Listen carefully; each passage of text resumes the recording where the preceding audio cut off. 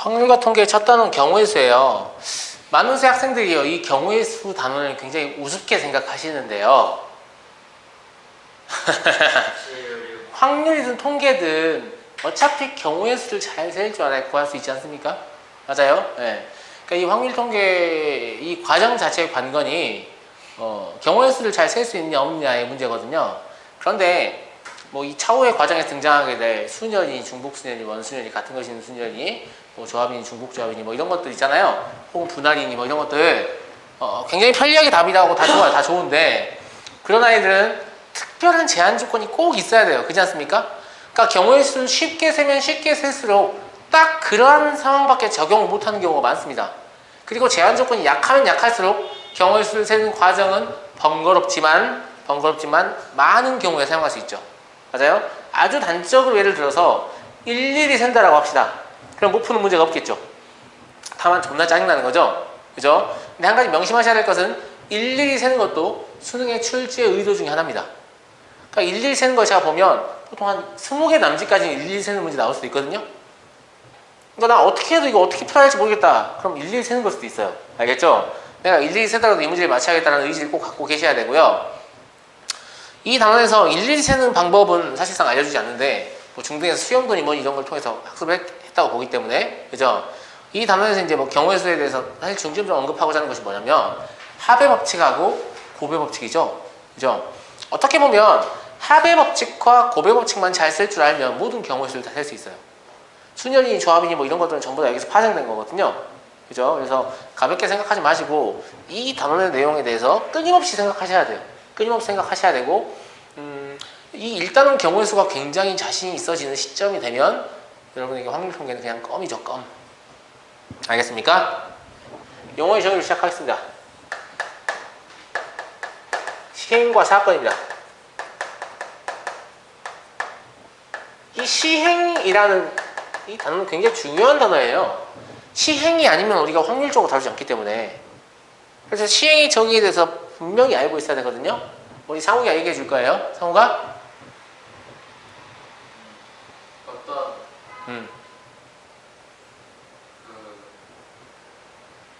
어떤 그군요. 행위를 시도 아니 뒤진다 진짜. 시행에 있어서 가장 우연이란만 중요한 말이야. 근데 첫 번째로 뭐 얘기해야 되냐면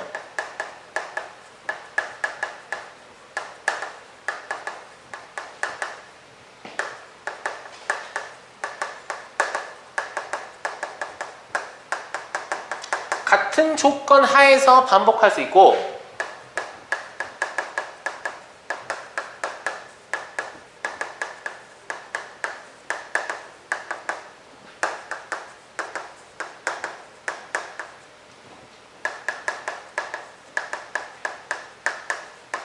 그 결과가 우연에 의해 좌우돼야 돼요. 그러니까 되게 길지만 중요한 내용은 뭐냐면 같은 조건 하에서 반복 가능. 이 첫 번째 하고요. 결과가 우연에 의해서 결정된다. 이 두 번째 하고. 이 두 개의 조건을 꼭 가지고 있어야 우리는 시행으로 볼 수 있습니다. 가령 주사위가 있는데 굉장히 말랑말랑한 소재라서 한 번 던질 때마다 계속 이렇게 찌그러져서 모양이 바뀌어요. 그럼 그 주사위를 가지고 우리는 시행이라는 걸 논할 수 없다는 얘기죠. 맞아요? 혹은 멀쩡한 주사위가 있는데 굉장히 숙련된 타짜가 와서 던져요. 그래서 자기가 원하는 숫자를 나오게 할 수 있다. 그러면 그 사람이 던지는 건 시행이 아닌 거예요. 무슨 말인지 알겠습니까? 그리고 사건이라는 것이 더 중요할 것 같지만 사실 사건은 그냥 시행의 결과일 뿐입니다. 그러니까 사건 사실 중요한 이야기죠. 근데 사건은 시행의 결과일 뿐이니까 사건이 중요하다고 생각하면 시행이 뭔지를 분명히 알고 계셔야겠죠? 맞습니까? 네.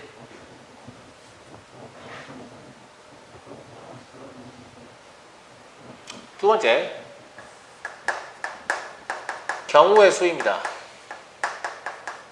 되게 애증의 단어이죠. 애증의 단어. 이 경우의 수만 잘하면 확률 정말 잘할 수 있을 것 같은데 이 경우의 수가 잘 안 되는 거죠. 경우의 수가 뭐인지를 아는 건 별로 어렵진 않아요. 그죠? 경우의 수는 뭡니까?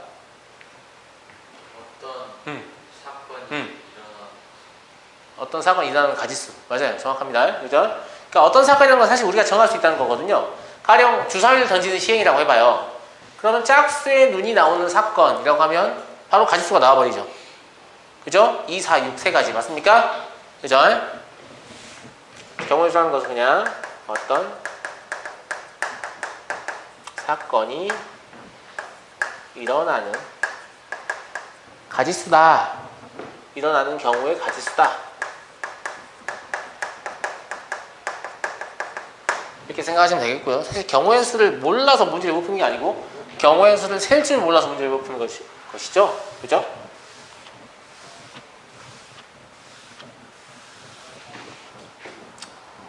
세 번째, 합의 법칙입니다.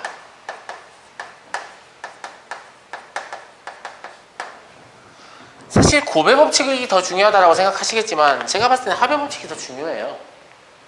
합의 법칙을 여러분들이 하도 못하니까 뭐가 생겼냐면 분할이라는 단원이 생겼어요. 합의 법칙을 하도 여러분들이 제대로 못 쓰니까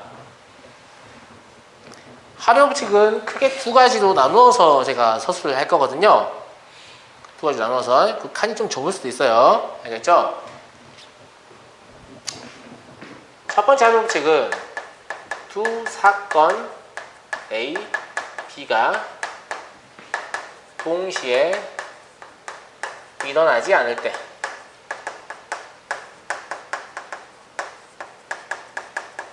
두 사건 A, B가 동시에 일어나지 않을 때 동시에 일어나지 않을 때를 이제 우리는 다른 단어로 교체해 쓸 수 있죠. 뭐라고요?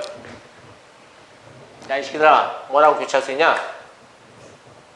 뒤진다 진짜. 서로 배반이라고 교체해 쓸 수 있죠. 그죠?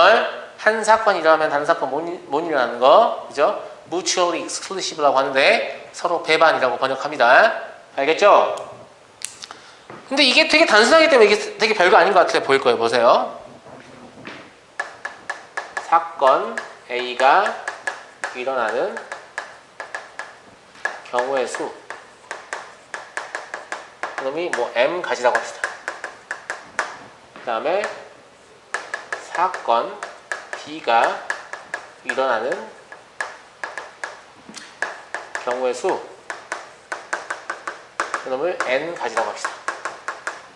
그리고 합의 법칙은 결국 뭐 구하자는 거냐면 사건 A 또는 B가 일어나는 경우의 수 이걸 구하자는 게 합의 법칙이죠? 맞습니까? 이거 어떻게 구하냐 상호가? M 플러스 N 같이 이렇게 구하면 되죠? 졸라 쉬운 거죠. 개 쉬운 거죠. 맞습니까? 맞아요? 네. 그러니까 별거 아니라고 생각하시는데 저는 이게 되게 중요하다고 봅니다. 이게 왜 중요하냐? 물론 분할의 내용을 여러분들이 한번 학습하고 이제 두 번째 배우니까 제가 이런 얘기 할 수 있지만 이게 왜 중요하냐고 하면 우리가 어떤 특정한 사건 A의 경우의 수를 구하고 싶어요. 그죠? 그런데 어떤 사건 A를요 서로 배반인 몇 개의 사건으로 쪼갤 수만 있다면 즉 분할할 수 있다고 하면 각각의 사건의 경우의 수를 세서 더하기만 하면 되는 거거든요. 맞습니까? 그러니까 실제로 이렇게 쉬운 상황이 나오는 게 아니라 원래 하나의 사건만 나오죠. 근데 이걸 적극적으로 쓰기 위해서 동시에 일어나지 않는 몇 개의 사건을 쪼개요. 그리고 그걸 다 더하면 사건 A가 되게끔. 각각을 세면 더 쉽겠죠. 사건의 규모가 작아졌으니까. 그 각각을 더해서 사건 A의 경우를 구할 때 사실 이걸 쓰게 되죠. 그러니까 굉장히 중요한 내용이죠. 사실 생각보다. 굉장히 중요한 내용이고 이것만 가르치면 알아서 쪼개서 경우의 수를 셀 것이다 라고 지금까지 생각해왔는데 쪼개는 걸 더럽게 못하는 거야. 그래서 쪼개는 방법을 알려주는 분할 단원이 들어온 겁니다. 무슨 말인지 알겠죠? 지금까지 이 내용을 보면서 그런 생각 해보신 적 없죠? 근데 이 내용은 사실상 무슨 말이냐면 그렇잖아요. 아니 사건 A와 B가 동시에 일어나지 않으면 존나 단순한 건데 이런 거 몇 개 나오지도 않는데 의미도 없는 거 써놓고 있으라고 생각하시잖아요. 그게 아니고 하나의 사건을 서로 배반인 여러 개의 사건으로 여러분들이 쪼개서 이게 합의 법칙을 조금 더 적극적으로 쓰시면 훨씬 더 편리하게 경우의 수를 셀 수 있다는 것이죠. 이해가 되십니까? 두 번째는요.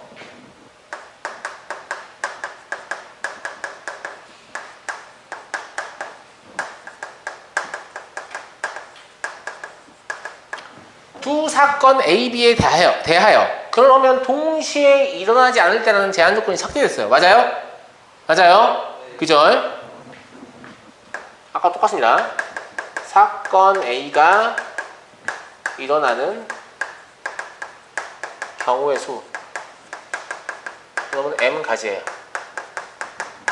그리고 사건 B가 일어나는 경우의 수 N가지예요. 이렇게요. 여전히 합의 법칙이니까 우리 뭘 구하고 싶냐면 사건 A 또는 B가 일어나는 경우의 수 이걸 알고 싶습니다. 맞습니까? 그죠? 얘는 동시에 일어나지 않는다는 제한 조건이 삭제됐기 때문에 M과 N을 더한 후 뭘 뺍니까? 사건 A, B가 그렇죠. 동시에 일어나는 경우의 수를 빼죠. 이걸 빼죠. 맞습니까?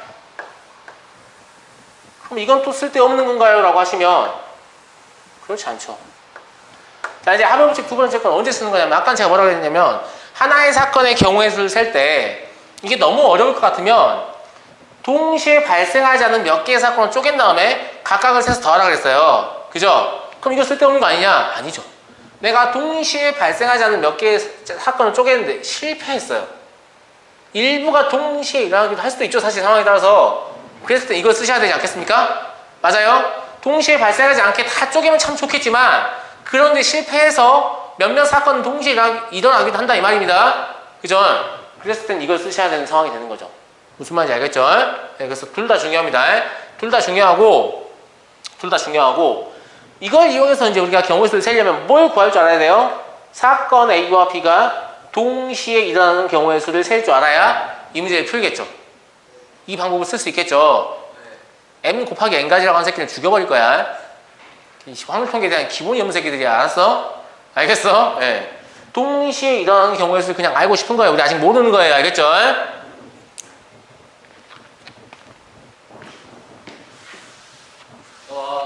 썼는데. 누구 안 쓰라고 그랬어? 칸이 좁을 거라 그랬어. 늦었어. 밑에 절반에 하고 이거 써놔 일단. 알았어? 아니요, 저 원고 있으니까. 뭐 늦잖아 이거.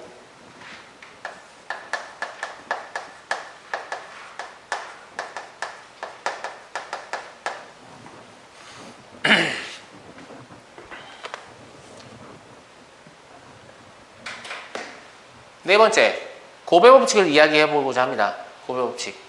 합의 법칙이 두 사건이니까 사건 A, B가 또는으로 연결되죠. 사건 A 또는 B가 일어나는 사건, 그죠?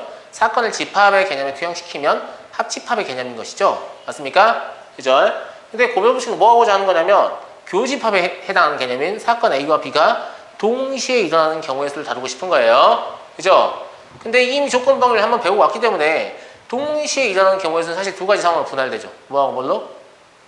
사건 A와 B가 서로 영향을 줄 때하고 주지 않을 때하고 두 가지 상황으로 분할되지 않습니까?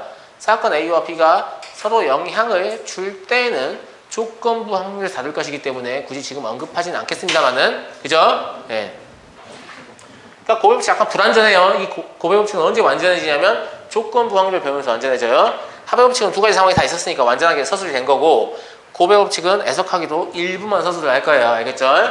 그럼 전제조건이 두 사건 A, B가 동시에 서로 영향을 주지 않게 미안합니다. 서로 영향을 주지 않을 때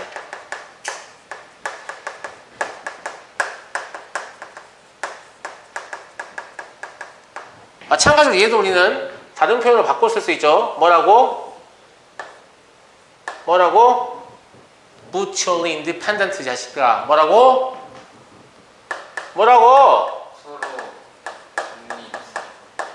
서로 독립이다. 이렇게 바꿔 쓸 수 있지요? 있죠? 사건 A가 일어나는 경우의 수 이놈을 m 가지. 그 다음에 잘 보시면 사건 B가 일어나는 경우의 수를 n 가지라고 잘 쓰지 않고 뭐라고 얘기하냐면 그 각각에 대하여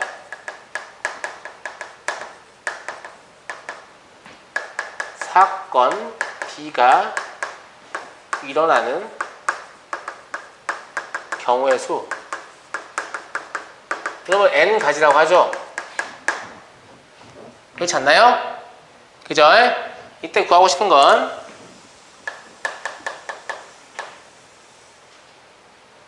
무슨 소리일까요? 밖에서 난 소리예요? 사건 A와 카메라 이런 소리 안 나는데? B가 동시에 일어나는 경우의 수 그놈은 m 곱하기 n 가지다 이렇게 구할 수 있다는 게 곱의 법칙이었죠? 맞나요? 그러니까 아직도 사실 아직 합의 법칙도 완성된 게 아닌 거예요. 왜냐하면 합의 법칙 완성하려면 사건 A와 B가 동시에 일어나는 경우의 수를 구할 줄 알아야 되는데 사건 A와 B가 동시에 일어나는 경우의 수는 사건 A, B가 서로 영향을 줄 때하고 주지 않을 때하고 나눠서 생각해야 되거든요. 그죠? 근데 주지 않을 때만 우리가 셀 줄 알죠? 그러니까 사건 A와 B가 동시에 일어나는 경우의 수를 정확히 구할 수 없는 상황이기 때문에 합의 법칙도 완성이 안 됐다고 보시면 되죠. 그리고 이 합의 법칙과 고의 법칙은 전부 다 완성될 때가 언제예요? 조건 부항들 배울 때 비로소 완성되는 겁니다. 알겠죠?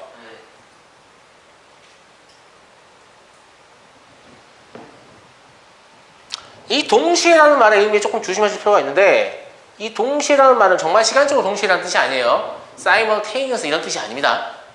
이 동시에라는 말은 A가 일어나면 어쨌거나 B가 일어난다 정도의 의미로 해석하시면 되겠어요. 알겠죠? 그리고 그 각각에 대하여 이런 표현을 쓰는 이유는 이런 상황 때문에 그런데요. 가령 주사위를 던지는 시행을 해요. 근데 짝수의 눈이 나올 수도 있고 뭐 3의 배수의 눈이 나올 수도 있죠. 맞아요? 맞아요? 그러면 짝수이면서 3의 배수의 눈이 나오는 경우에는 우리가 곱하기 하지 않죠.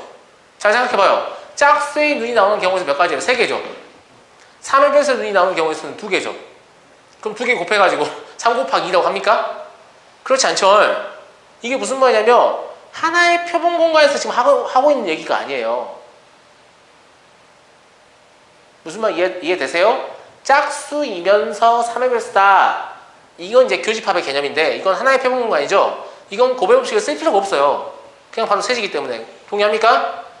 곱의 법칙을 쓰는 상황 이런 상황이죠. 자, 여기 A라는 점이 있고요. B라는 점이 있고 여기 C라는 점이 있어요. 상욱이가 이 A에서 서 있는데 지금 B를 거쳐 C까지 갈 거예요. 근데 이렇게 세 갈래의 갈림길이 있고요. B에 C까지 이렇게 두 갈래의 갈림길이 있는 거죠. 이때 상욱이가 A에서 C까지 가는 방법의 수를 구하세요라고 하면 첫 번째 갈림길의 표본 공간과 두 번째 갈림길의 표본 공간이 달라지죠. 맞아요? 그래서 그 각각에 대한 말을 써야 돼요. 이 각각 세 개에 대해서 전부 다 2개씩 존재하는 거죠. 맞아요? 이 경우에는 경우의 수가 3 곱하기 2 해서 6가지가 되는 것이죠. 납득이 됩니까? 납득이 되세요? 그러니까 중학생들이 가끔 제가 황통 강의하면 뭘 질문하냐면 선생님 곱의 법칙은 교집합이라면서요. 왜 둘이 원소의 개수를 곱하지 않나요? 그렇잖아요. 그럼 NA 교집합 B가 NA 곱하기 NB라는 얘기인가요? 이렇게 얘기를 해버린다고. 제 말 무슨 말인지 알겠죠? 네. 이 곱의 법칙이라는 명칭 자체는 어디서 온 거가 가냐면 제 생각에는 확률의 곱셈정의 때문에 온 거죠. 표본공간마다 확률을 따로 계산할 수 있죠. 그 2개를 곱한 상황이 되는 거니까. 그렇지 않겠습니까? 네. 그러니까 이게 정말로 원소의 개수를 곱하는 상황은 아니다. 합의 법칙은 원소의 개수를 더하는 상황이지만 곱의 법칙은 원소의 개수를 더하는 상황이 아니다. 그 차이를 설명하기 위해서 그 각각에 대하여 라는 말을 하는 거예요. 표본 공간이 바뀌어요. 이런 얘기죠. 이해되셨나요?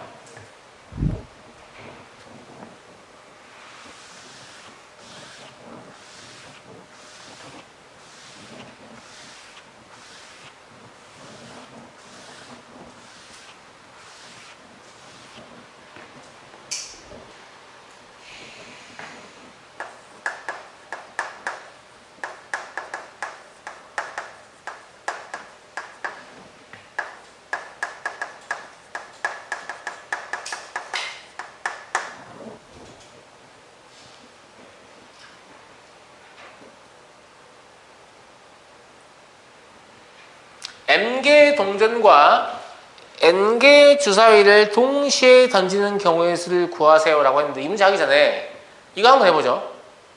한 개의 동전을 n번 던지는 경우의 수 몇 가지입니까? 2의 n제곱까지입니까? 맞아요? n개의 동전을 동시에 던지는 방법은 몇 가지입니까? 2의 n제곱까지죠? 그 말이 바로 이 동시의 의미입니다. 같이 일어나면 동시인 겁니다. 무슨 말인지 알겠죠? 정말로 동시에 던져도 동시에지만 순차적으로 계속 던지잖아요, 이렇게. 그죠? 그럼 어쨌거나 하나가 일어나면 계속 연달아 일어나죠? 이것도 동시에 일어나는 상황이다, 이 말이에요. 무슨 말인지 알겠죠? 그리고 5번 문제 답은 쉽게 얘기할 수 있겠죠? m개의 동전과 n개의 주사위니까 동전의 경우의 수가 2n제곱까지, 주사위의 경우의 수가 6의 n제곱까지. 이렇게 둘이 곱하면 되지 않겠습니까? 맞아요? 제가 아까 뭐라고 했냐면 고배 법칙을 쓰면 뭐가 다르다고 그랬죠? 표본 공간이 다르다고 그랬죠? 실제로 다른 모습 확인되세요, 지금? 확인되면 안 돼요. 확인되시죠? 네. 네, 5번 여기 바로 지워버릴게요. 지워도 되죠? 네. 6번 A, B, C 3명이 가위바위보를 할 때 다음을 구하세요. A만 이기는 경우의 수, A와 B가 이기는 경우의 수, A와 C가 이기는 경우의 수, A가 이기는 경우의 수 캔데요. 자, 3명이 가위바위보를 합니다. A만 이기는 경우의 수 몇 가지예요? A만 이기는 경우의 수 몇 가지예요? A가 가위 내고 이길 수도 있고 주먹 내고 이길 수도 있고 보호 내고 이길 수도 있으니까 3가지죠. 맞아요? 두 번째, A랑 B가 같이 이기는 경우의 수는 가위 내고 이길 수 있고 주먹 내고 이길 수 있고 보호 내고 이길 수 있으니까 3가지죠. 맞아요? 세 번째, A와 C가 이기는 경우의 수는 가위, 주먹, 보 3가지죠. 맞아요? A와 B와 C가 이기는 경우의 수는 존재하지 않죠. 맞습니까? 네 번째, A가 이기는 경우의 수는 몇 가지냐라고 하면 3 더하기 3 더하기 3은 해서 9가지죠. 실제 되게 단순한 문제지만 이 문제 이야기하고 싶은 건 이거예요. 제가 이 문제를 통해서 제가 이야기하고 싶은 것은 A가 이기는 경우의 수를 알고 싶었어요. 근데 A가 이기는 경우의 수가 복잡했다 이 말이죠. 그걸 제가 몇 개의 사건을 분할했어요? 3개의 사건을 분할한 것이죠. 그 각각을 세는 건 되게 쉬웠단 말입니다. 그리고 이 3개는 배반 사건이었죠. 그죠?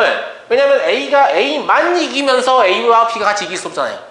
A와 B가 이기면서 A와 C가 같이 이길 수 없죠. A만 이기면서 A와 C가 같이 이길 수 없죠. 배반 사건이죠. 그죠? 그리고 이 3가지 상황이 아니면 A가 이길 수 있는 방법은 없어요. 맞습니까? 맞아요? 그럼 다 구성하면 사건 전체를 구성하는 거니까 분할되고 있는 거죠. 그러니까 이렇게 3개를 더해가지고 우리가 A가 이기는 경우의 수를 구할 수 있다 이 말이니까 아까 제가 말씀드렸던 내용의 예제인 거죠. 내가 사건 A의 경우의 수를 구하고 싶은데 사건 A가 복잡해요. 그럼 우리가 첫 번째 하는 생각은 뭐냐면 사건 A를요 몇 개의 사건으로 쪼개는데 동시에 발생하지 않게 쪼개는 게 가장 좋습니다. 그게 가장 단순하니까 정확히 분할하는 거죠. 그리고 각각의 경우의 수를 센 다음에 그걸 다 더하시는 거예요. 그렇게 하자는 게 합의 법칙 1번이에요. 합의 법칙 2번은 내가 되게 쪼개려고 애를 썼는데 안 겹치게 동시에 발생하지 않게 쪼개려고 애를 썼는데 실패한 거죠. 어쩔 수 없이 동시에 발생할 수밖에 없다. 이런 상황도 있을 수 있거든요. 이럴 때는 나눌 때 나누더라도 합의 법칙 2번 쓰면 되지 않겠느냐 라는 내용이 지금 3번에 주된 내용인 거니까 생각보다 정말 쓸 데가 많은 거죠. 이 합의 법칙이. 무슨 말인지 알겠죠? 매 문제를 볼 때마다 주도적으로 이 생각을 하셔야 돼요. 그래서 참조에다가 쉬운 문제이지만 중요하다고 써놨죠. 그죠? 복잡한 문제의 경우 분할을 어떻게 하느냐에 따라 문제의 경중이 달라진다 라고 제가 써놨는데 어렵으니까 말이 분할을 잘하면 졸라 쉽게 풀 수 있다 이런 얘기죠. 분할을 못하면 존나 어려운 문제인데 알겠습니까?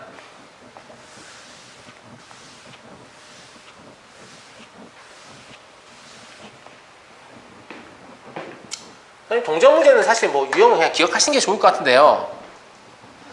500원짜리 동전 A개, 100원짜리 동전 B개, 10원짜리 동전 C개가 있을 때 어쩌고저쩌고 막 나오죠. 7번보다 8번 먼저 보죠. 8번이 그 예제거든요. 이건 예제를 보고 나서 보는 게 훨씬 이해가 더 쉽기 때문에 좀 특별하게 예제를 먼저 보겠습니다. 8번 보시면 500원짜리 몇 개? 3개. 맞습니까? 그리고 100원짜리 3개죠. 이 문제에서 얘기하고 싶은 건 뭐냐면 지불 금액의 가짓수 아니에요? 지불 방법의 가지수가 아니에요. 지불 금액의 가지수예요. 지불 방법과 지불 금액은 다릅니다. 가령 돈 1,000원 내는 방법은 500원짜리 2개 줄 수도 있고 500원짜리 하나고 100원짜리 5개 줄 수도 있고 100원짜리 10개 줄 수도 있죠. 혹은 뭐 10원짜리 섞으면 더 복잡해지겠지만 맞아요? 근데 그 모든 방법이 지불 금액의 관점에서 보면 그냥 하나의 방법인 거죠. 맞아요? 그러니까 지불하는 방법의 수를 구하라고 하면 그냥 단순히 500원짜리를 0개 줄 수 있고 1개 줄 수 있고 2개 줄 수 있고 3개 줄 수 있죠. 100원짜리도 0개 줄 수 있고 1개 줄 수 있고 2개 줄 수 있고 3개 줄 수 있죠. 근데 둘 다 0개 줘버리면 지불한 것은 아니죠. 지불이라고 볼 수 없죠. 그렇죠? 그래서 지불 방법의 가지수는 어떻게 구하냐면 3 플러스 1 곱하기 3 플러스 1 빼기 1 이렇게 15가지 이렇게 구한단 말입니다. 그죠? 근데 이 경우에는 지불 방법의 수와 지불 금액의 수가 일치합니다. 일치해요. 잘 생각해 보시면 1,000원 주려면 500원짜리 2개 줄 수밖에 없어요. 100원짜리 섞을 수 있어요? 없어요? 없어요. 100원짜리 5개로 500원 줄 수 있어요? 없어요? 없어요. 그죠? 지불 금액과 지불 방법이 일치하기 때문에 지불 방법으로 생각해도 별 문제가 없을 것 같아요. 이거는. 그죠? 근데 두 번째 문제 볼까요? 두 번째 문제 보시면 500원짜리 2개 그리고 100원짜리 5개 그리고 10원짜리 4개 이렇게 있거든요. 맞나요? 그죠? 지불 방법의 수는 3 곱하기 6 곱하기 5 빼기 1 이게 답이겠죠? 지불 방법의 수 2 플러스 1 더하기 곱하기 5 플러스 1 곱하기 4 플러스 1 빼기 1 하시면 되겠죠? 근데 지불 금액이 이제 더 이상 지불 방법과 일치하지 않는다는 것이죠. 왜냐면 1,000원 주려면 500원짜리 2개 줄 수도 있지만 500원짜리 하나하고 100원짜리 5개 줄 수도 있거든요. 맞아요? 예. 맞습니까? 그러니까 아까처럼 지불 금액과 지불 방법이 일치한다고 문제를 풀면 안 된다는 것이죠. 이 경우에는 이거 이제 금액이 겹칠 때라고 이야기합니다. 알겠죠? 그럼 어떻게 하시면 되냐고 하면 이 500원짜리를 전부 다 100원짜리로 환전합니다. 그럼 문제가 어떻게 바뀌냐면 100원짜리 몇 개? 15개? 그죠? 10원짜리 4개 이렇게 바뀌어버리죠? 선생님 이렇게 마음대로 바꿔도 됩니까? 예, 마음대로 바꿔도 됩니다. 100원짜리로 주나 500원짜리로 주나 금액에는 아무 차이가 없죠? 맞아요? 예, 이렇게 바꿔버리시는 거예요. 10원짜리가 10개였다면 전부 다 10원으로 바꾸셨어야 될 겁니다. 지금 10원짜리가 100원을 만들 수 없기 때문에 100원짜리만 바꾼 겁니다. 알겠죠? 이 경우는 이제 겹치지 않죠, 금액이. 그러면 지불 방법의 수와 지불 금액의 수가 정확히 일치하죠. 그러니까 아까 했던 거 그대로 어떻게 푸시면 된다? 15 플러스 1 곱하기 4 플러스 1 맞습니까? 그럼 16 곱하기 5인가요? 80이죠? 여기서 1 빼야 되죠? 그죠? 79가지 이렇게 나올 것이다 이 말이죠. 그러니까 이 상황은 지불 금액의 방법을 수하고 지불 방법 이거하고 일치하는 거죠. 그죠? 근데 이 상황은 지불 금액하고 지불 방법이 일치하지 않는 것이죠. 납득이 되시죠? 되시죠? 네. 그럼 일반화할 수 있을 것 같아요. 500원짜리 동전 A개, 100원짜리 동전 B개, 10원짜리 동전 C개가 있다고 하면 이거의 지불 방법의 수는 당연히 A 플러스 1 곱하기 B 플러스 1 곱하기 C 플러스 1 마이너스 1이겠지만 지불 금액이라고 하면 상황을 나눠야 되죠. 첫 번째, 금액이 겹치지 않을 때.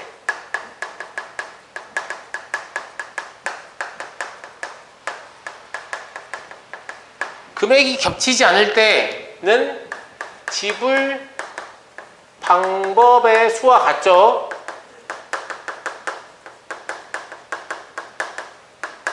그죠? 그래서 어떻게 하면 된다? A 플러스 1 곱하기 B 플러스 1 곱하기 C 플러스 1에서 하나를 뺀 가지수가 나올 것이다. 이런 얘기고요. 두 번째, 금액이 겹칠 때. 금액이 겹칠 때는 지불 방법과 지불 금액의 가지수가 일치하지 않습니다. 큰 금액의 동전을 작은 금액의 동전으로 겹치는 걸 얘기하는 거예요.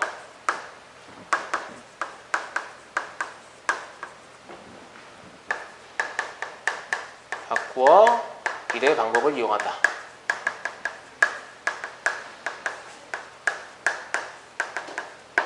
큰 금액의 동전을 작은 금액의 동전으로 바꾸게 되면 어떤 상황이 발생하냐면 지불 방법과 지불 금액이 일치하는 상황이 발생하니까요. 그죠?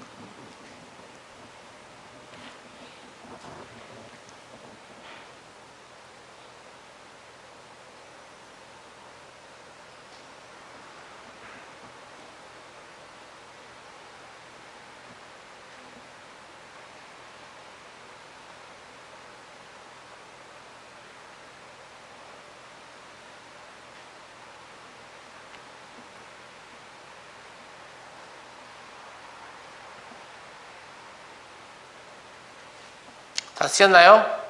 자, 뒷장 넘어가 봅시다. 뒷장 9번 보시면 굉장히 별거 아닌 문제가 하나 있어요. 원빈이 뭐 무슨 문제 있나? 아니야? 뒷장 넘어가 보시면 굉장히 별거 아닌 문제가 하나 있어요. 그죠? 이 별거 아닌 문제를 제가 여기서 넣어놓은 이유가 뭐냐면 두 가지입니다. 첫 번째, 여러분 주사위 두 개를 던져서 나오는 경우의 수 몇 가지죠? 6 곱하기 6은 36입니까? 여러분의 대답은 틀렸습니다. 방금 저희 질문이 틀렸거든요. 주사위 두 개를 던진다라고 하면 안 돼요. 서로 다른 주사위를 던진다고 해야 36이에요. 만약에 서로 같은 주사위를 던진다고 하면 몇 개일까요? 하나. 그래서 서로 같은 주사위를 던질 때 나올 수 있는 경우의 수는 몇 개일까요? 예? 진짜로? 상관 있어요. 응.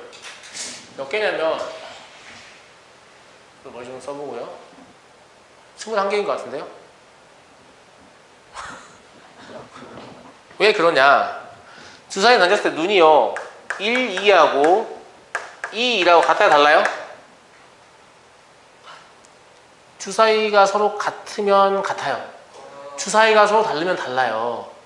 그러니까 일반적으로 36이라고 여러분들 기억을 하는 건 지금까지 쭉 서로 다른 종류의 주사위만 만나다는 얘기인데 서로 같은 종류의 주사위가 나올 수도 구분이 안 될 수도 있잖아요. 두 개가. 니네 진짜 똑같이 하얀색 주사위 가져가면 둘이 구분 되겠냐? 안 될 것 같은데? 최소한 세 칸이 다른 걸 던지든가 해야 될 것 같은데? 맞아요? 안 맞아요? 맞죠? 그 얘기 일단 하고 싶어서 정정하고 싶었어요. 그럼 왜 21가지라고 하면 이거 다 똑같은 게 되는 거죠. 원래 서로 다르다고 하면 36개죠. 근데 그 중에 1, 1, 2, 3, 3, 4, 4, 5, 6, 6 있죠. 그건 지금 하나밖에 없으니까 6개 빼면 30개죠. 그죠? 그게 지금 두 번씩 세진 거죠. 이걸 1로 나누면 6개를 더해요. 맞아요? 그럼 21가지 맞습니까? 맞죠? 네. 그래서 두 종류라고 얘기한 거예요. 지금 서로 다른 주사위다. 혹은 주사위 A, B 이렇게 이름 지어도 주사위가 구분이 된다는 얘기거든요. 그러니까 서로 다른 주사위 상황이 되는 겁니다. 알겠어요? 네. 주사위에 대한 개념을 잘 정립하고 계셔야 돼요. 마찬가지예요. 동전도 그러면 서로 다른 동전이어야 돼요. 서로 같은 동전이면 안 돼요. 알겠습니까? 알겠어요? 네. 서로 같은 동전 두 개를 던지면 경우 세 가지밖에 안 나오죠. 서로 다른 동전 던지면 네 가지 나오죠.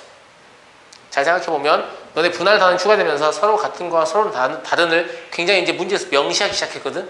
맞아? 그냥 어떻게 보냐면 서로 다른 거와 서로 같은 내용을 잘 꼬아서 니네의 실수를 유발하는 문제를 만들 것이다 보고 있다 지금. 무슨 말인지 알겠냐? 알겠냐? 예. 각각의 주사위의 눈을 A, B라고 하겠습니다. 그러면 A 더하기 B가 4, 8, 12 이렇게 세 개가 가능한 것이죠. 서로 다른 주사위니까 순서상의 형태를 구할 수 있죠. 그죠? 4 나오려면 1, 3 가능합니까? 맞아요? 1331 같이 세면 되겠죠?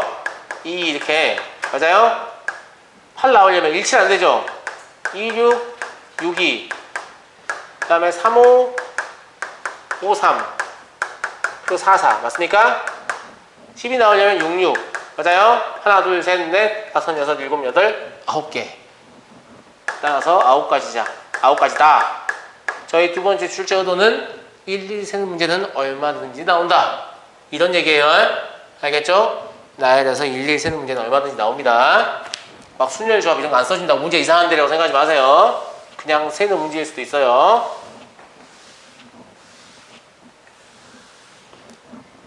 근데 잘 보시면 제가 말을 하지 않았을 뿐이 제가 여기서 뭐 하고 있어요? 뭐 하고 있냐? 원빈아 분할하고 있지 않냐? 그쵸? 그냥 기계적으로 그냥 분할하는 거죠 이렇게 분할해서 더한 거죠 배반사건 3개를 합의법칙 중요하다니까 엄청 중요하다니까 아무것도 안 쓴 게 아니죠 합의법칙 쓴 거죠 그냥 일일이 센 게 아니죠 알겠습니까?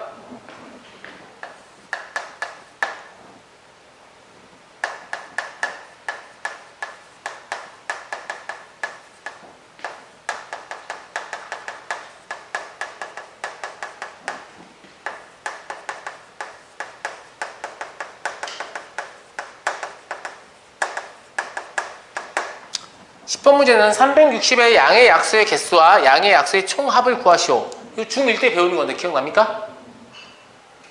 일단 360을 소인수분 해야 되죠? 저 소인수분 뭡니까? 뭐예요? 2의 세제곱 곱하기 3의 제곱 곱하기 5인 것 같은데 맞나? 맞아요? 맞아요? 네. 양의 약수의 개수는 몇 개? 어떻게 세냐? 니네 그냥 기억을 되살리려고 문제 낸 거야. 각각의 소인수마다 일씩 더하죠? 왜 이런지 알고 계세요? 왜 이런지 알고 계세요? 24인가요? 맞아요? 이게 왜 이런지 그 이유를 알고 있는 학생이라면 뭐도 구할 수 있냐면 양의 약수의 총합도 구할 수 있어요.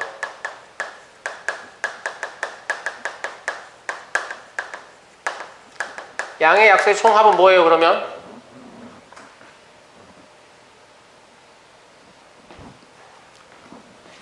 상우가 양의 약수의 총합 어떻게 구하냐? 원빈아 어떻게 구하냐? 알았는데. 알았는데? 알았는데요? 원빈아 알아 몰라? 시키다 이게 원리가 이거잖아. 두 개짜리 해보면 간단한 걸로 해볼게요. 이렇게죠. 그럼 여러분 머릿속에 뭐가 펼쳐지냐면 이런 표가 펼쳐져요. 맞아요? 네. 저걸 하지 않는 이유는 선수 3개니까 표가 3차원이에요. 무슨 말인지 알겠어요? 네. 그럼 그리기도 어렵고 이해하기도 어려우니까 이걸 한 거예요. 알겠죠? 여기 들어가는 모든 숫자가 전부 다 뭐예요? 약수죠. 그래서 여기가 지금 2 더하기 1 여기가 1 더하기 1 해서 저렇게 셌던 거 아니에요.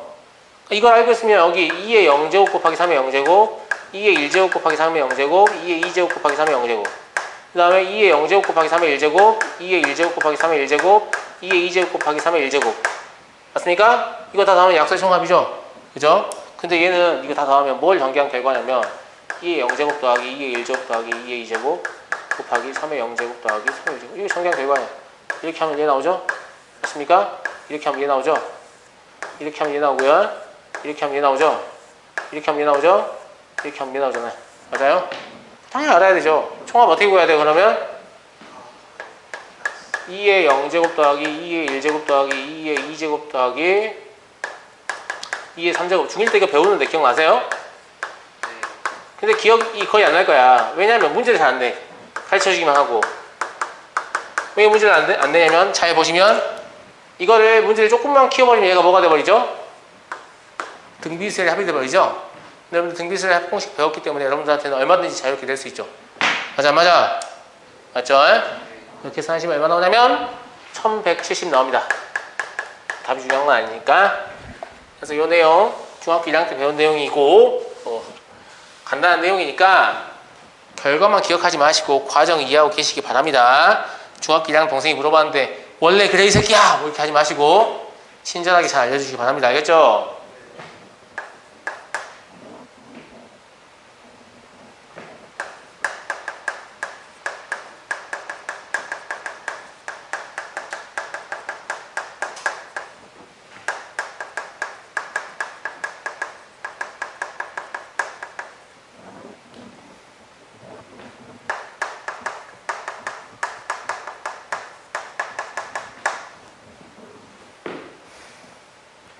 이번도 요거하고 조금 연관이 있는 문제인 것 같은데, 그죠? 양의 약수가 20개인 자연수 중 가장 작은 수를 구하라. 즉, 양의 약수의 개수가 20개라고 있기 때문에 소인수분 했을 때 각각의 소인수의 지수에다가 1씩 더해서 곱한 값이 지금 20이다 이런 얘기죠? 그러니까 20이 나올 수 있는 게 20 곱하기 1 가능하죠? 맞아요? 또 뭐 앞에를 일단 크게 합시다. 뭐 가능해요? 10 곱하기 2 가능합니까? 맞아요? 그리고요? 5 곱하기 4? 또 5 곱하기 2 곱하기 이렇게 가능하죠? 지금 보시면 제가 앞에 있는 숫자가 더 크도록 만들었는데 왜 그러냐면 소수 2, 3, 5, 7 갖다 쓸 거잖아요. 맞아요? 맞아요? 그러니까 이런 것들 생각해보면 일단 2의 19제곱이 후보가 될 수 있죠? 이게 21 더해서 나온 거니까 얘 보면 2의 9제곱 곱하기 3의 1제곱이 후보가 될 수 있죠? 얘를 보면 2의 4제곱 곱하기 3의 3제곱이 후보가 될 수 있죠? 맞아요? 얘는 2의 4제곱 곱하기 3 곱하기 5 이게 후보가 될 수 있죠? 조심하셔야 할 것은 이것을 답으로 삼는 학생들이 많은데 이게 답이에요. 소인수의 개수가 늘어난다고 해서 무조건 곱이 커지는 게 아니에요. 알겠죠? 5가 늘어나니까 확 커질 것 같잖아요. 그죠? 네. 근데 거듭제곱이 생각보다 빠른 속도로 증가하기 때문에 소인수의 개수가 늘어나는 게 오히려 작은 수가 나올 수 있어서 확인을 꼭 해주셔야 됩니다. 알겠죠? 따라서 가장 작은 자연수는 이렇게 계산하면 얼마인가?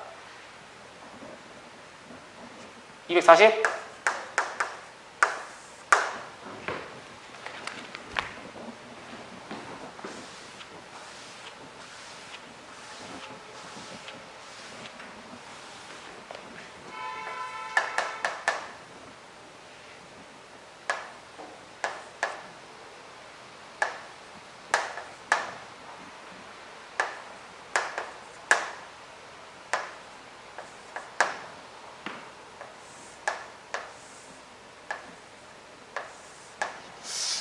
이 정도 운전하시는 분들 예전에 인내심이 참 많다고 느꼈는데 요새 좀 이상해. 그래서 별날 도로가 시끄러운 것 같아.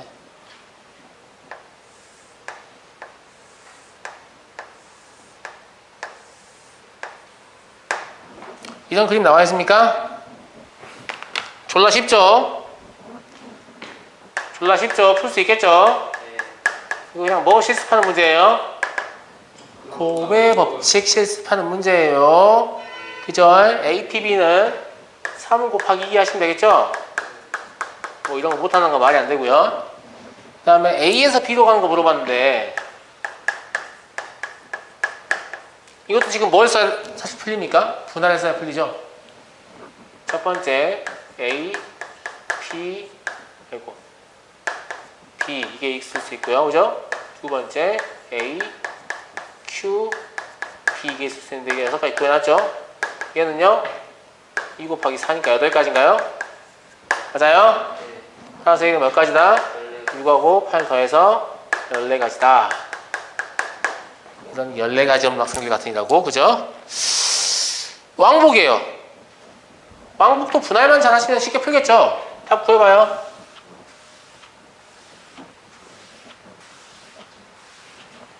답 구해봐. P를 오직 한 번만 거쳐야 되니까 3번 분할하시면 어떻게 분할하셔야 되냐면 첫 번째 A, P, B, Q, A 이렇게 맞습니까? 두 번째 A, Q, B, P, A 이런데 눈치가 조금만 있는 학생이면 두 가지의 방법은 같다는 거 알 수 있죠? 그렇잖아요. 어차피 곱하는 숫자가 3, 2, 4, 2냐 2, 4, 2, 3냐 이건 중요한 게 아니죠? 맞아요? 3 곱하기 2 곱하기 4 곱하기 이게 될 거고 얘는 2 곱하기 4 곱하기 2 곱하기 3 이렇게 될 거니까 똑같이 48가지인가요? 그러니까 얘는 96까지. 그냥 0 더해가지고 96까지 되겠죠.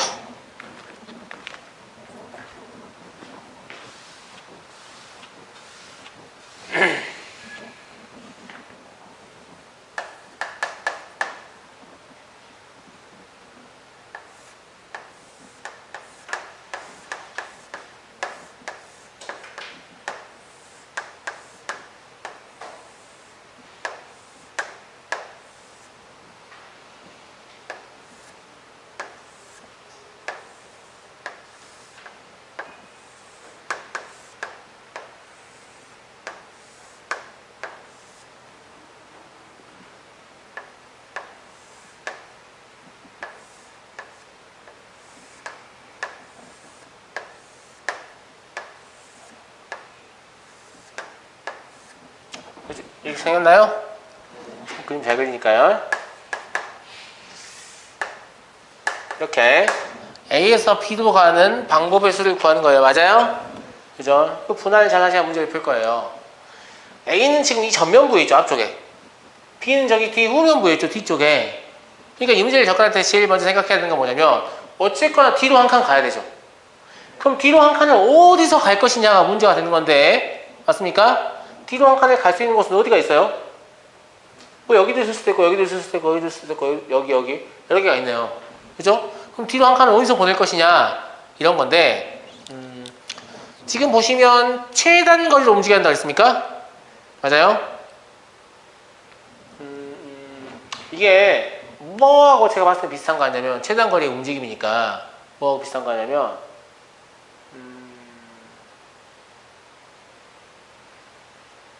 그거하고 똑같은 것 같아요. 이거 본 적 있어요? 봤겠죠? 수학 나오니까.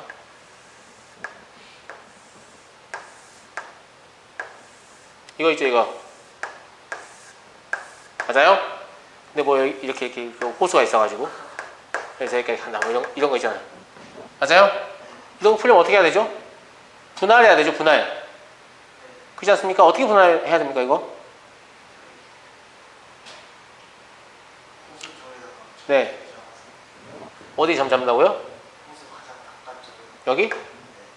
여기 지나는 방법? 그리고요? 여기? 여기? 여기? 여기? 여기 지나는 방법? 진짜요? 그럼 겹칠 텐데? 왜냐면 여기서 여기 갈 때 여기 지날 수도 있잖아요.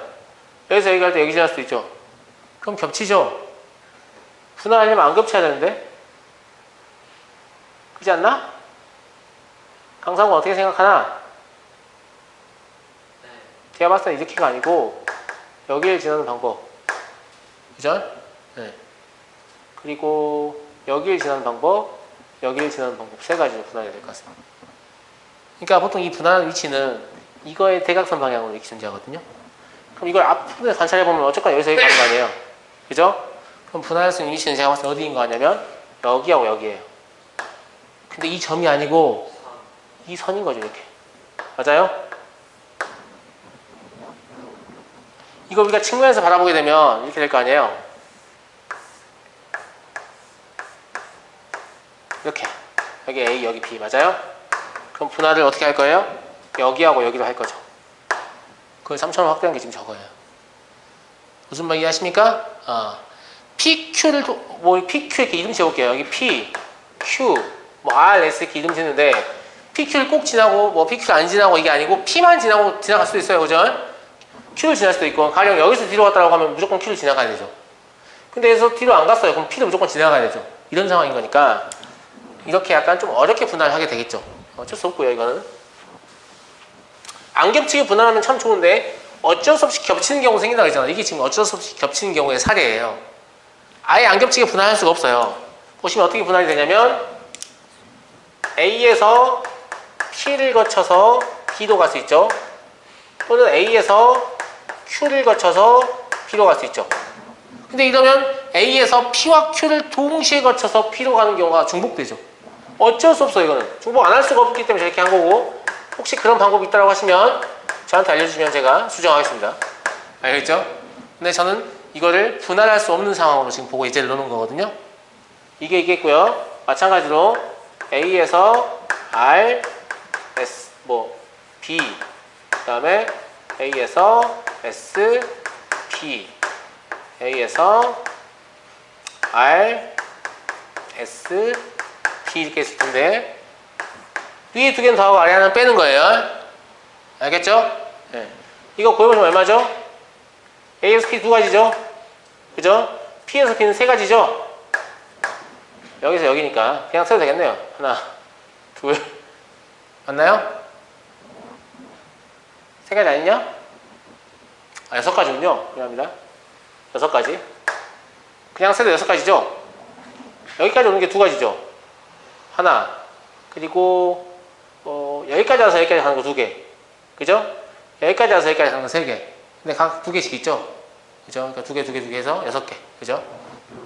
이해되시죠? 네. 여섯 가지. AQB는요? 6 곱하기 2인 거죠, 반대로. 그죠? APQB는요? 2 곱하기 PQ는 1이니까 1 곱하기 2. 즉, 4개인 거죠? 12개, 12개. 맞죠? 맞죠? 답을 쓰실 때 이 수는 더해야 되고, 얘는 빼야 되죠? 얼마 나오죠? 20까지 나옵니까? 그렇죠? 네. 마찬가지로 이것도 해보면, AR은 한 가지밖에 없어요. R에서 B로 가는 게, 여기 이 평면만 보시면 되죠. 여기 평면. 그죠? 그럼 3팩, 2팩이네요. 세 가지. 그냥 쓰셔도 됩니다. AS가 세 가지, SSB가 한 가지. 세 가지. ARSB 한 가지. 그래서 이렇게 더하고, 이렇게 빼는 것이죠. 그럼 얘는 5가지. 따라서 20 더하기 5에서 25가지 이렇게 답으로 고르시면 되겠습니다. 그래서 우리가 아무리 잘 쪼개고 싶어도요, 전부 다 배반인 사건을 쪼개기가 좀 어려울 수도 있어요. 그럼 별 수 없이 뭘 쓰게 됩니까? 합의 법칙 2번을 쓰게 되죠.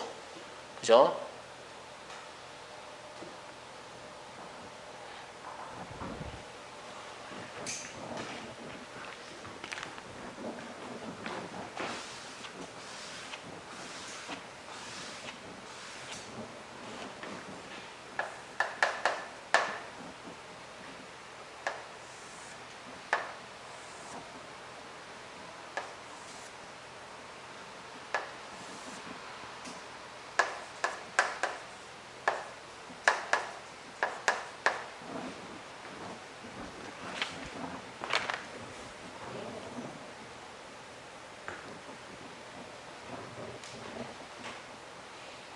다 쓴 학생은 13번 문제 읽어봐요.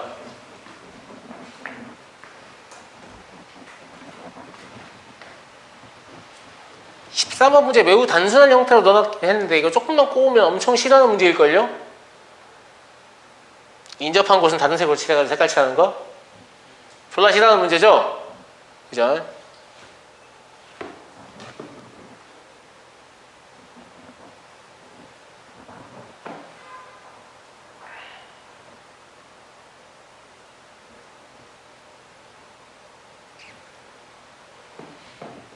다 썼어요? 여러분들 이 문제를 졸라 싫어하는 이유는 문제 풀이의 접근 방식 자체가 좀 문제가 있는 경우가 많아요. 이 정답이 해석이 뭐라 나오는지 알아요? B와 D의 색이 같은 경우, B와 D의 색이 다른 경우 이렇게 나오지 않나요? 어떻게 합니까? 그걸 내가 어떻게 알아요? 그래 안 그래? 그러니까 풀이 읽고도 그냥 따라갈 수 없는 것이죠. 자, 저와 함께 엄청 쉽게 풀어봅시다. 제가 딱 합의법칙과 고의법칙 두 가지 쓸 거예요. 합의법칙도 엄청 간단한 거 쓸 거예요. 동시에 일어나지 않을 때. 알겠어요? 고배법칙의 진짜 목적은 문제를 간단하게 만드는 데 있습니다. 잘 보세요. 내가 5가지 색상 중에서 전부 또는 일부를 쓰죠. 그죠? 그러면 제가 이 A에 뭘 정할지 모르겠잖아요. 맞아? A의 1번 색을 제가 써버릴게요. 그냥. 선생님 마음대로 그렇게 해도 돼요? 예. 5 곱하면 되거든요.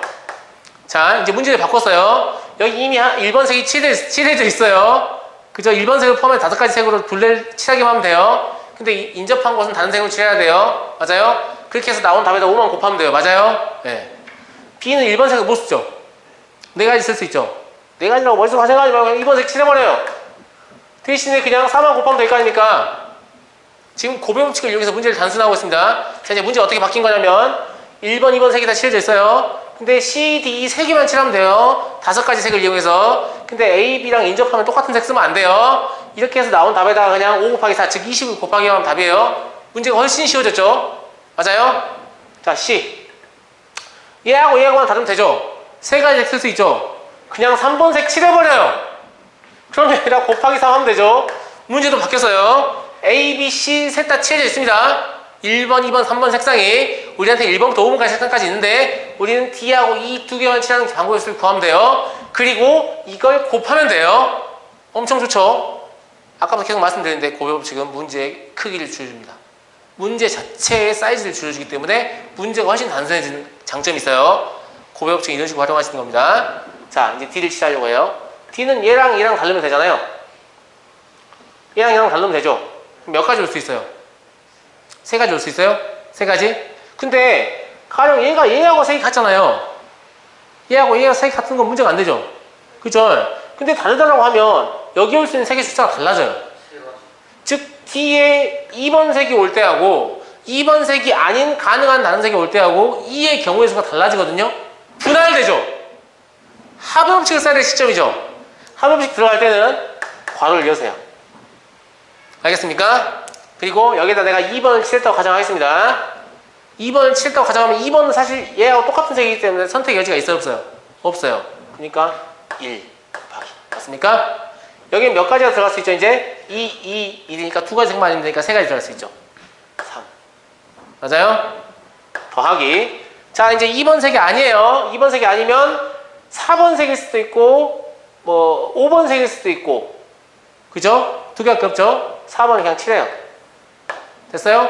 근데 4번과 5번 둘 중에 하나 고른 거죠? 그러니까 2 곱하기. 맞아요? 여기 4, 1, 2가 있죠? 그럼 4, 1, 2가 아닌 색이 들어가야 되죠? 몇 가지? 2가지. 바로 닿습니다. 근데 저기 3가지 쓸 수 있잖아요. 어디? D. D?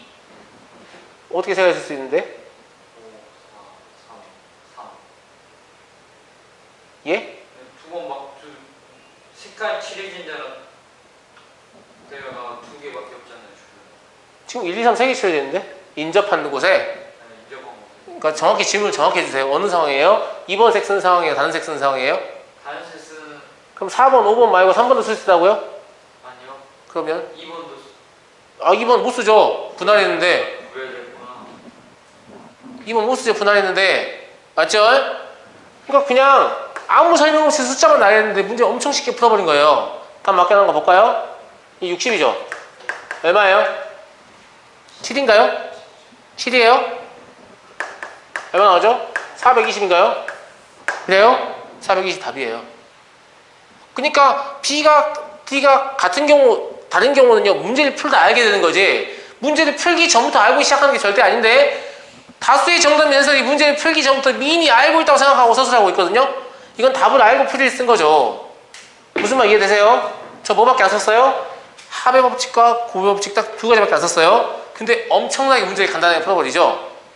알겠습니까? 뭔가 고배 법칙을 써야 되는 상황이 오잖아요. 뭐 중에 하나 골라야 되잖아. 그냥 결정해. 그리고 문제를 바꿔. 그리고 결정의 경우의 수를 그 답에 곱해. 그럼 답이 나와요. 엄청 단순해지죠? 네, 어려운 문제를 쉽게 풀 수 있는 기법 2가지 알려드렸어요. 고배 법칙으로 문제를 단순하기, 그 다음에 사건을 분할하기. 알겠습니까? 요거 내용만 잘 할 줄 알아도 일단어를 매우 잘하는 학생이 된 겁니다. 알겠죠? 부득이하게 시간이 없어가지고 오답은 다음 주에 진행을 해야 될 것 같네요. 숙제를 좀 추가로 줄까요?